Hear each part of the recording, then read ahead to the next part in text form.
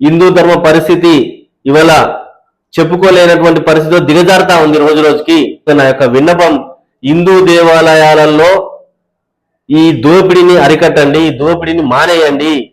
Parking దగ్గర నుంచి మొదలు పెడితే దేవుడి దర్శనం చేసుకొని బయటకు వచ్చేంత వరకు కూడా వాళ్ళ జేబు అంతా కూడా చిల్లుబడి లాగేసుకుంటా ఉన్నారు. నిలువు దోపిడీ జరుగుతా ఉంది. ఈ దోపిడీని అరికడితే కనుక హిందూ సాంప్రదాయం మళ్ళీ యావత్ ప్రపంచ వ్యాప్తంగా ఉన్నటువంటి దేశాలకు అందరికీ కూడా భారతదేశమే హిందూ దేశం అని మనం చాటి చెప్పుకోవడానికి అటువంటి దోపిడీలు అరికట్టకపోతే, కమర్షియల్ యాక్టివిటీస్ అరికట్టకపోతే హిందూ సమాజం యొక్క భవిష్యత్తు, హిందూ సాంప్రదాయం, సనాతన ధర్మం యొక్క భవిష్యత్తు ప్రశ్నార్థకం అయ్యే ప్రమాదం ఉంది. కాబట్టి మీ అందరినీ కూడా నేను విజ్ఞప్తి చేస్తా ఉన్నా, మీ అందరితో ద్వారా కూడా నేను కోరుకుంటా ఉన్నా, ఈ గుడులలో ఉన్నటువంటి దోపిడీని, ఈ గుడులలో జరుగుతున్నటువంటి కమర్షియల్ యాక్టివిటీస్ ని మనం కనుక ప్రశ్నించి అడిగి వాళ్ళని ఆ యాక్టివిటీస్ కు దూరం చేయకపోతే కనుక మన హిందూ దేవాలయాల్ని, మన హిందూ ధర్మాన్ని, సనాతన ధర్మాన్ని, హిందూ సాంప్రదాయాన్ని, హిందూ మతాన్ని కాపాడుకోలేనటువంటి పరిస్థితిలో మనం వెళ్ళిపోతామనే విషయాన్ని మీ అందరూ తెలియజేస్తా ఉన్నా.